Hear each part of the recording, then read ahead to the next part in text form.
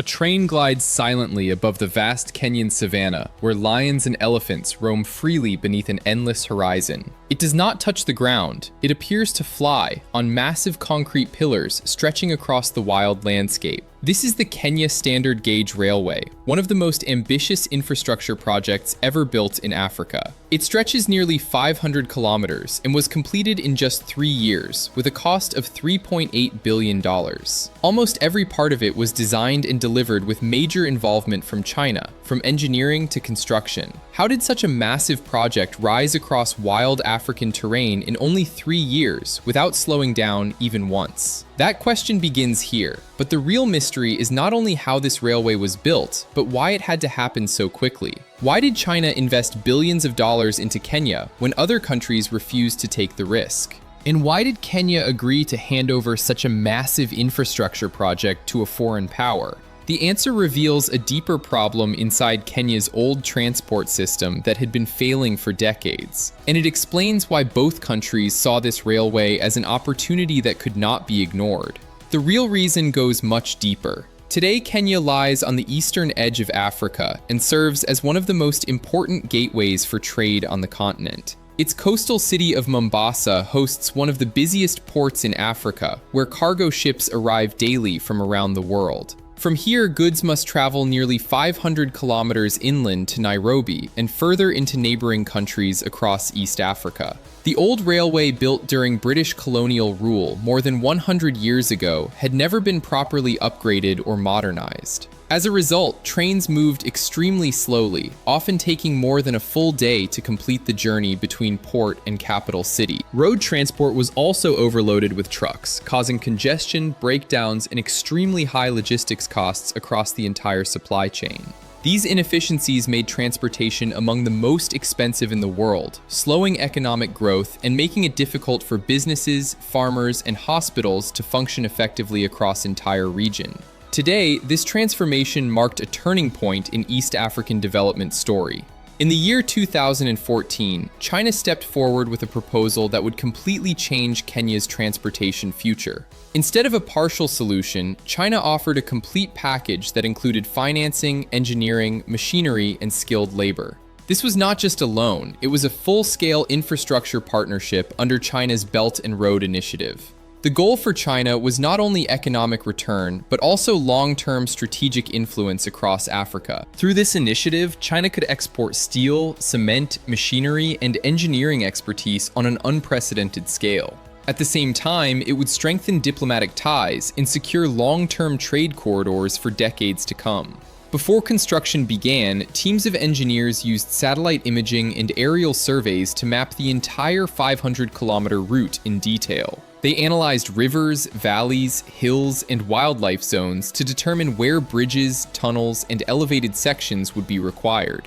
Once planning was complete, construction began across dozens of locations at the same time. Tens of thousands of workers were deployed, supported by heavy machinery operating in synchronized shifts across the entire corridor. The ambition was extraordinary, to build a modern railway across 500 kilometers in less than 3 years. The biggest challenge facing the project was the unstable terrain across large parts of Kenya's construction corridor. Much of the land consisted of soft, sandy soil that could not naturally support heavy railway structures.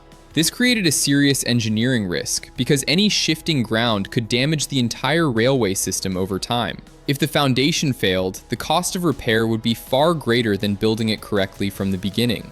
To solve this, engineers first had to stabilize the ground before any large structure could be placed. They used a combination of advanced soil treatment techniques to make the earth strong enough to carry massive loads. Water was injected into the soil to bind the particles together and reduce instability. Heavy compaction machines then pressed the ground repeatedly until it became dense and stable. Each section had to be tested carefully before construction could continue further along the route. Adding to the difficulty, the entire project stretched across hundreds of kilometers of hot, open land. Temperatures often rose above 30 degrees Celsius, making working conditions extremely demanding for both machines and workers.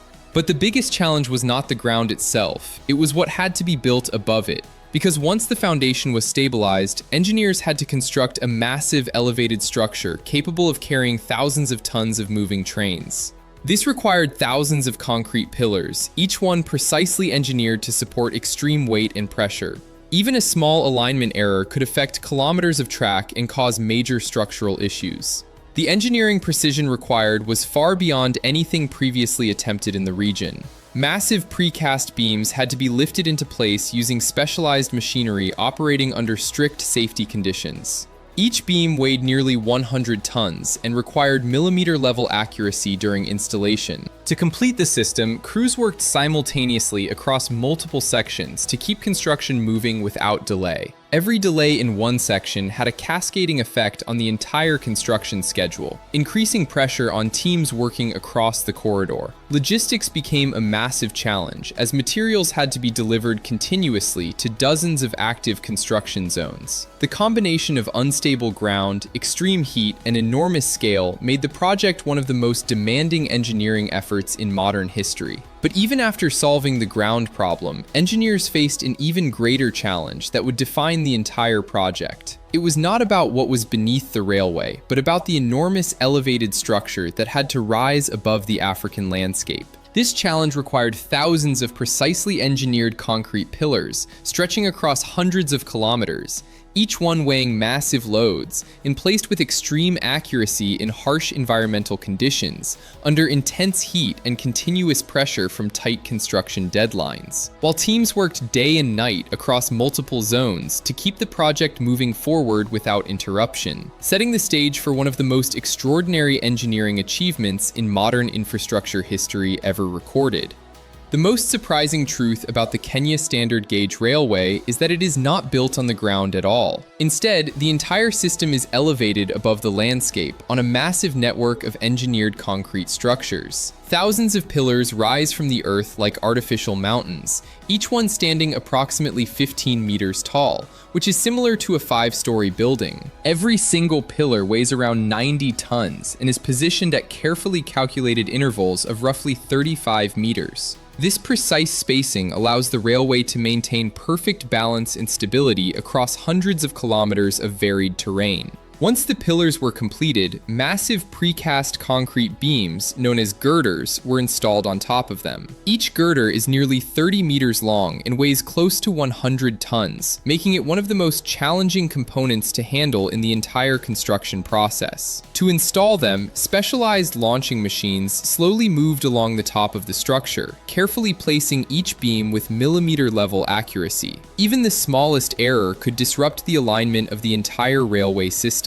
This elevated design allowed the railway to cross rivers, valleys, and even protected national parks without disturbing the natural environment below. Wildlife in areas like Nairobi National Park continues to move freely underneath the railway, with no barriers or disruption. In many ways, this engineering approach transformed what was once considered impassable land into a floating transportation highway that connects entire regions without touching the ground. To understand how this railway functions, it is important to look at the materials and engineering methods used to build it. The steel rails themselves are produced in high-temperature industrial mills, where raw steel is heated to nearly 1200 degrees Celsius until it becomes soft and moldable. It is then rolled repeatedly until it forms long, continuous rails that can stretch up to 100 meters in length. Beneath these rails are concrete sleepers, which act as the foundation that holds everything in place. Hundreds of thousands of these sleepers were manufactured and installed along the entire route to ensure stability and precision alignment. The construction process was highly modular,